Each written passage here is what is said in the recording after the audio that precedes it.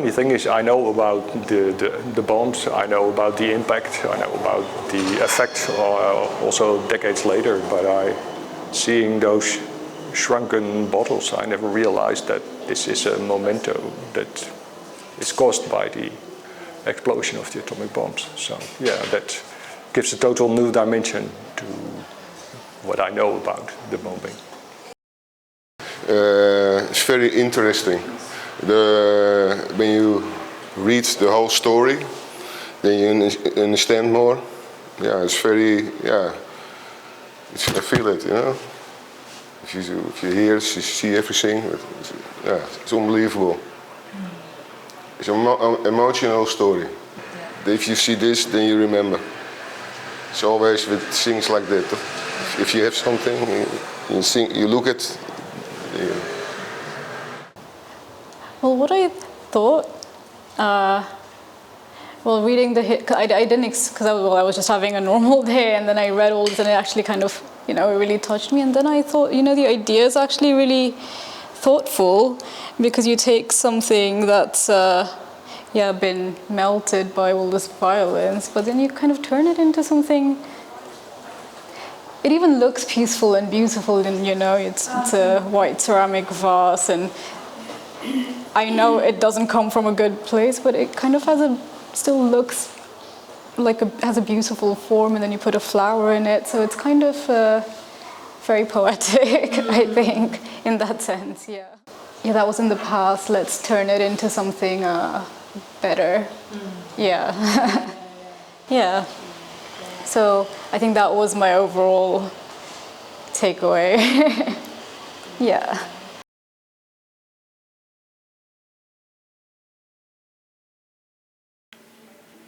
Yes,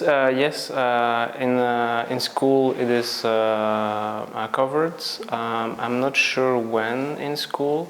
I think it's more like when children get more like teenagers. I think it's more those years in Belgium.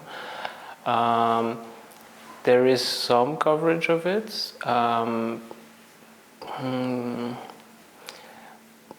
But I don't know if it's enough to cover it, how they cover it right now.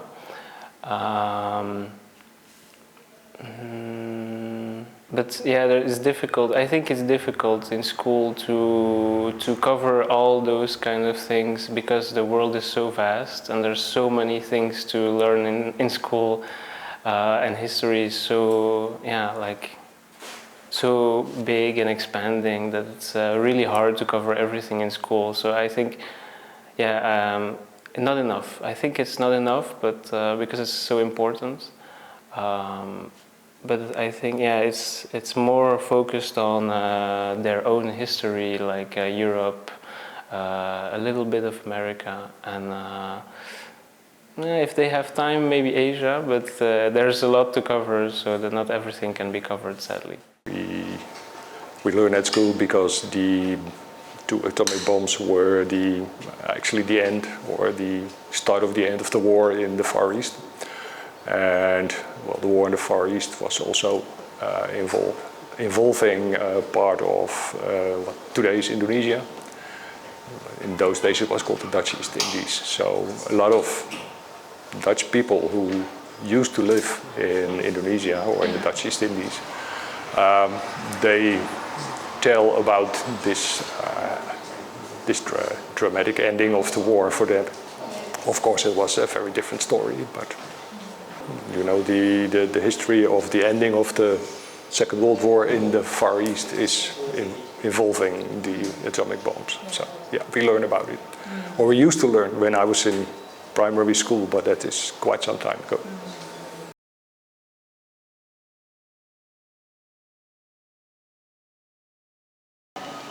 Pain.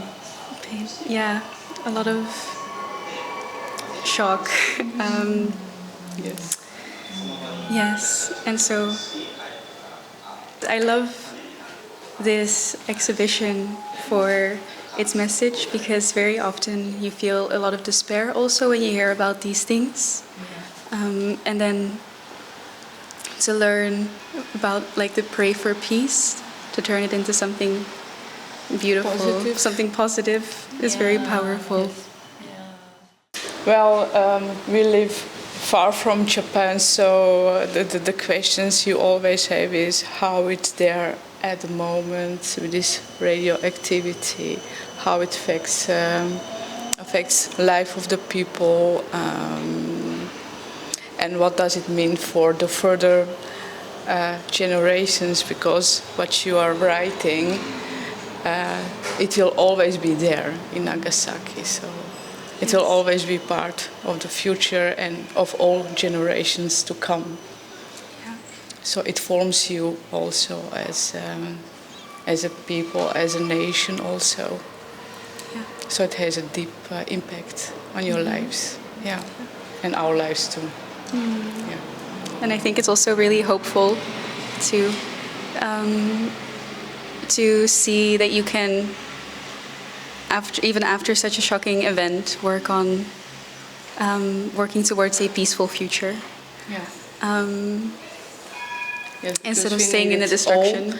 all. I've been also in a war in former Yugoslavia. I don't know if you know about this war there in the beginning of the 90s. So, but it's, so you know how it feels. But this form of destruction is not comparable with, but the pain is a pain. And destruction is a destruction. So it's not understandable how people can cause so much pain to other human or even living beings, or doesn't matter what. Even plants, nature, doesn't matter. Yes.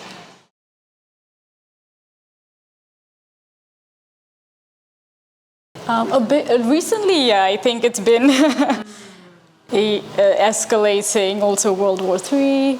Also here, we've been told to have our war packs ready. Like, I hope we're not gonna get bombed, because they're like, oh, it's mostly gonna be like attacks on electricity or like hacking the internet and stuff like that. But yeah, everyone's saying, oh, have all these things at home just in case something goes wrong. So we might go to war. So it's a bit more on my mind. Yeah, I'm trying not to think about it so much, but it comes up a lot more. Yeah.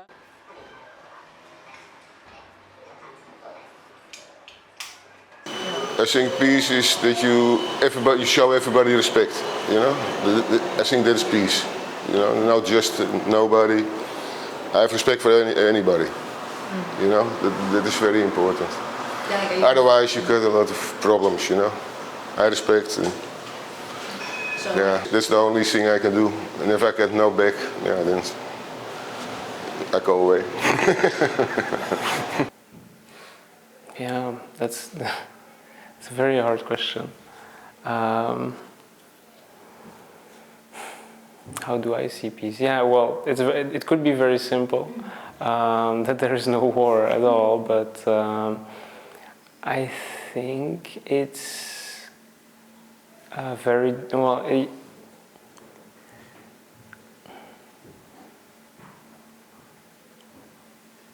because you have a difference between peace and peaceful. Peaceful might be that everyone has what he needs, so that there is no reason for war.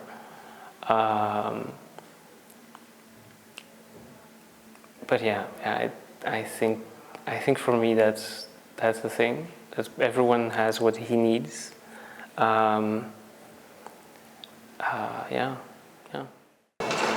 What do I think? I think that's something very valuable and that we should strive for, although that might turn out to be very difficult, but I think it is the point on the horizon that we have to try to go to.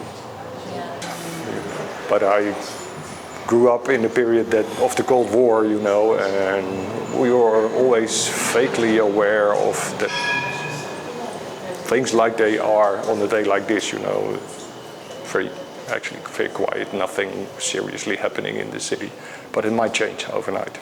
So So we have, over the last couple of decades, we lived in an area where that stress was gone, but now it's back. But it's somewhere at the back of your mind.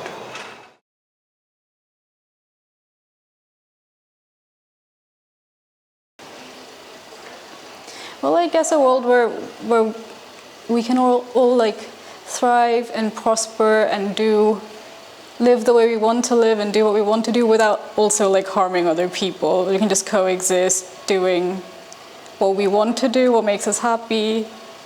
We can all live, you know, in prosperity, but we're not harming other people.